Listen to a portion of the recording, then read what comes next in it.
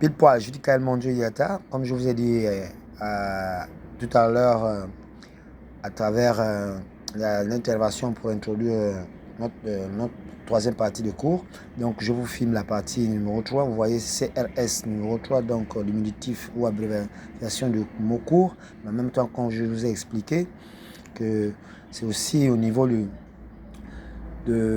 la QRFP, donc la cellule universitaire de recherche et formation politique du PPA. Ça veut dire aussi le cercle de recherche scientifique. Alors voilà la troisième partie que je vais filmer et que vous allez joindre aux deux autres premières parties. Donc on va lire. On va dire au cours 3, on va dire ceci. On pourrait dire qu'un groupe de pression est une association qui est porteuse de certaines attitudes communes, de certains intérêts spécifiques et de certains buts sociaux, et qui développe une action en vue de réaliser ces buts, principalement en exerçant médiatement ou immédiatement certaines pressions sur les instances qui sont dépositaires de la puissance publique. On va à la ligne. La partie de la science politique qui étudie les groupes de pression se donne pour tâche d'identifier les groupes, d'en établir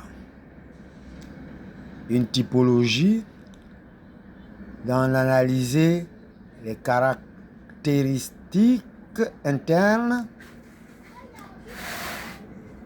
d'examiner les modalités selon lesquelles s'exerce leur action, d'étudier leurs interactions mutuelles ainsi que leurs interactions avec les partis et avec les différentes instances du pouvoir, afin de mettre en évidence les effets qui résultent de leurs actions au niveau du processus politique global.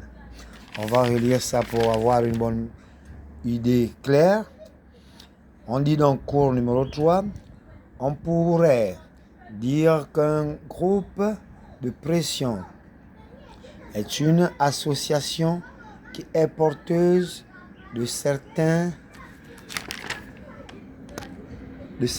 attitudes communes, de certains intérêts spécifiques et de certains buts sociaux, et qui développe une action en vue de réaliser ces buts, principalement en exerçant médiatement ou immédiatement certaines pressions sur les instances qui sont dépositaires de la puissance publique. Point. On va à la ligne.